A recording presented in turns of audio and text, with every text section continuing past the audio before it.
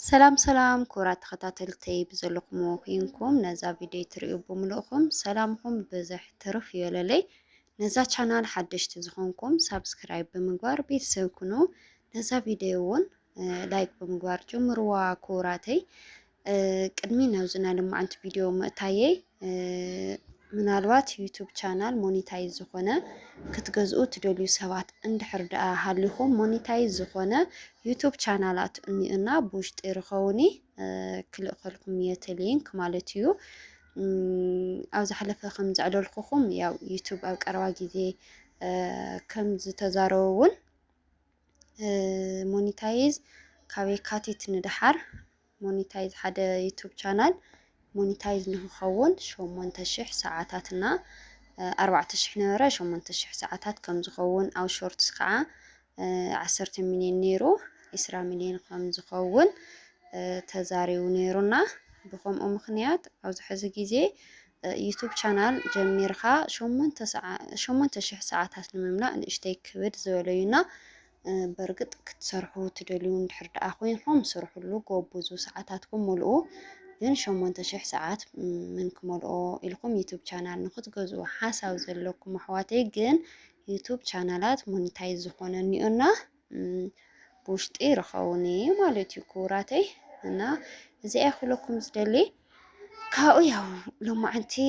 እንታይ እኒኦ ሓሙስ እኒኦ ዕለት 14 ከምቲ መብዛሕትኩም ኩልኩም ዝረአኹምዎ ኣብ ትግራይ ከቢድ ነገር ኣጋጢሙ ነይሩና ብጣዕሚ በቃ ብጣዕሚ ዝሕዝን ነገር እዩ ከምዚ ሕዚ ንግሆ ሰዓት 4 ፈረቓይ ገለ ከምዚና ንከተማና ወፃና ነርና ሓደ ሓደ ኣብ ከተማ ዘሎ ነገራት ናይ ኣሸንዳ ድባብ እንታይ ይመስል ዝብል ክቐርፅ ናወፃኹ ነይረና ከምዚ ትርእይዎ ኣለኹም ከምዚ ዓይነት ድባብ ነይሩ ኣብዚ ዕዳጋ ከይደ እውን ዘሎ ነገራት ከርእየኩም እንድያ ኣሸንዳ ምስቲ እኒኦ ኩነታት ይመስለኒ ከምዚ ናይ ቀደም ኣነ ቀደም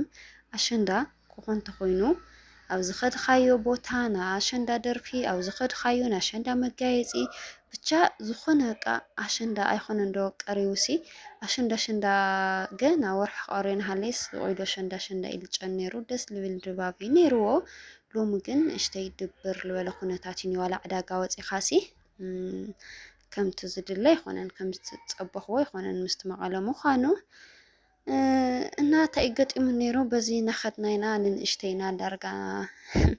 ኣነሕና እኮ ሓሊፍና ኣብቲ መንገዲ ተንፀንሕ ርእስና ክብተን ነይሩ እዩ ብጭንቀት ኣብቲ ገዛ ኮይና ሰሚዕናዮ እቲ ዘጋጠመ ነገር እኳሲ ብጣዕሚ ኢና ተደናጊፅናና ኣብ ዓይደር ኮፍ ኢልና ያው ናዋጋዕና ምስ መሓዙት ገለ ጀምዓ ኮይንናሲ ኣጋጣም ዝኾነ ነገር ይትኮስ ማለት እዩ ንሕና እንታይ መሲሉና ነይሩ መሲልኩም ሲስተር በተለይ ታይላትና ዝኾነ ሲኖ ከምዚ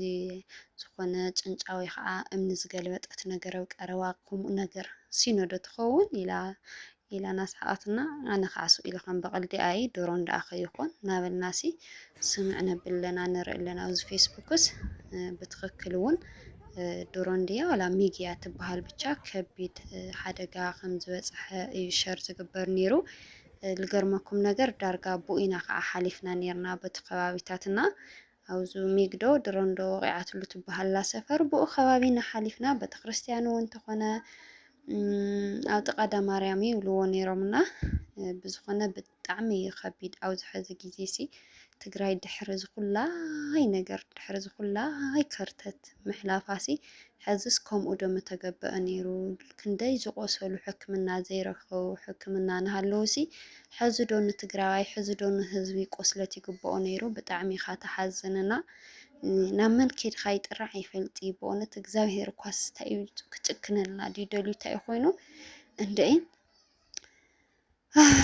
ብዝኾነ በቃ ብፍርሒ ናኒኢና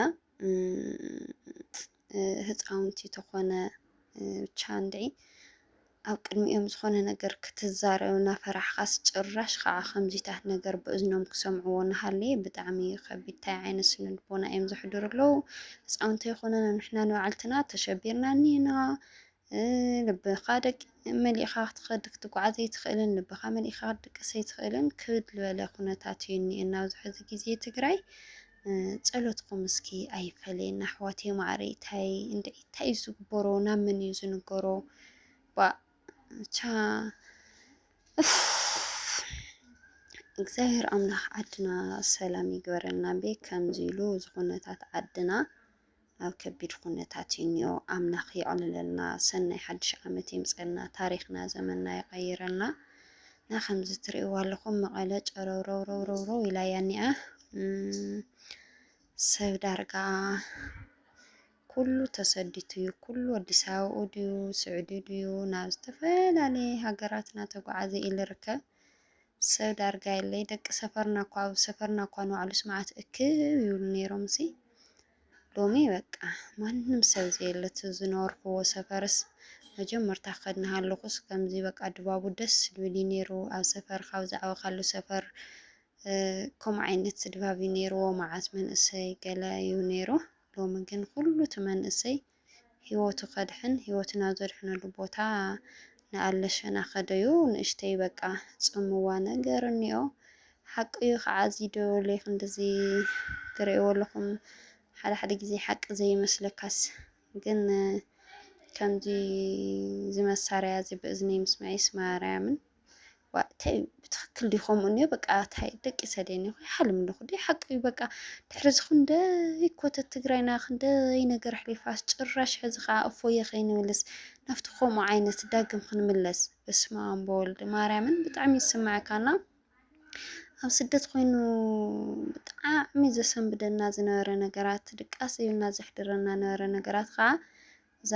ድሮን ትበሃል ነገር ድቃስያ ትኸልአና ነይራና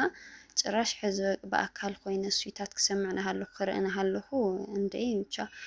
ስምዒታቱ ይርድአኩም ይኸውን እዩ ብዝኾነ ግን እግዚአብሔር ኣምላኽ ሰላምና ይመልሰልና ካሊእ ምንም ክብል ኣይኽእልን እና ኣውዚ ዓዲ ሓቂ ኣቴ ሓደ ነገራት ዋጋታት እናጠየቕኩ እየ ኣውዚታት እኒኦ ከበሮታት እንደዚታት 350 ይበሃል ነይሩ ሱቕ ኢለ ዘሎ ነገራት እናጠየቕኩ እናረአኹ ናሓለፍኩ ነይረና ኣውዚታት እኒኦ ኩትቻ ዝጉዋጉ ድዩ ዝበሃል እንታይ ዝበሃል ብቻ ሰብ ነጋዳይ ምዝርግሑ ኣይገድፍን ክሳዕ ዘለኻ ግድን እዩ ክሳዕ ትመውት ናስሓቕካ ኣለኹና ኣልኻኻ ትሞትና ምንም ክትገብር ኣይትኽእልን ኣውዚ ከምዚ ትርእይዎ ኣለኹም መጋየፅታት እኒኦ ዝጉዋጉ ዝበሃል 650 ይብልዎ ነይሮም ዝኩትሻ ከዓ ካብ 150 ክሳዕ 300 ነይሩ ብዙሕ መጋየፅታት እኒኦ እንትፈልጥዎ ሽሙ ኣነ እኳ ብዙሕ ሽሙ ኣይፈልጥን ጉትሻና ጓዋጉ ጥራሕ እየ ዝፈልጥ በዚታት ከዓ ከምዚና ዞር ናበልና ነርና ወዚታት መጥሓኒ ሽጉርቲ ክንደዩ ጎፍላ ክንደዩ ናበልና ናጠየቕና ነርና ጎፋሉ ዝትርእይዎ ኣለኹም በዚታት እኒኦ 13,000 ኣብዚታት እውን መቐነታት እኒኦ መቐነት እውን ዝተፈላለዩ ዓይነት ሕብሪ ዘለዎ መቐነት እኒኦ 300 ዝተቆነነ ልመስል ከዓ 100 ቅርሺ በዚታት ጌርና ከዓ ናይ ራያ ቀሚሻት ሓደ ነገራት ነይሩ ናይ ራያ እዚ እንደዚታት زعوية لازم كلنا ማለት እዩ مدينا በዚታት ጌርና ከዓ حمدشي اللي لك يا ዳቃ من إيمان حمد المسراتي ولا ህዝበይ ዝመንእሰይ ሸቂጡ ናብርኡ ከይመልስ ምልክት ናብራ بونتل ሃለይ ኩሉ ሰብሲ ስራሕ ስራሕ ሃለይ ዘኸራይ መብራህቲ ገለድዩ ዘሎ ኑሮ ኩሉ ናሻቀሉስ እሱ ከይኣኽሎስ እንደገና ከዓ ካሊእ ሰብኣይ ነበር መፀከን ሃለይ ከቢድ ንርእዮ ዳቃና ነዚ ምስል ወለድና ከምዚ ኢልካ ክትሪኦና ሃለካ እቲ ህዝብስ ዋይ ኧረ ተኣምናክ ከይትሰብ ከምዚ ኢልካ ክትሪኦ በቃ ሕውስውስ ኢሉሲ በይዛ ኸይዶ ሰላም ወርደልና የልካ ኢኻ ትፅልይ ካሊእ ምንም ክትብል ኣይትኽእልን ናይ ሎማዓንቲ ዝነበረ ቪድዮ ነዚ ይመስል ያው እዛ ድሮን ግን ሎማዓንቲ ዕለት 14 ሰዓት 5 ፍርቃይ ገለ ይኸውን ኢና ከምቲ ዝብለኩም ለኹ ንሕና ካሊእ ነገር ይመስሉና ነይሩ ግን ድሮን ኣብ ከተማ መቐለ ወቂዓያ ድሮን ድያ ዋላ ሚግ ብቻ ነብዙሕ ፍልጦ ስለ ዘይብለይ ዝሮ ግን ከምቲ ናረእኹምዎ ዝወዓልኩም እዩ ነይሩ ብጣዕሚ ከቢድ ኣምላኽ ምስ ኩለና ይኹን ሰሰናይ ንዓኹም ቻው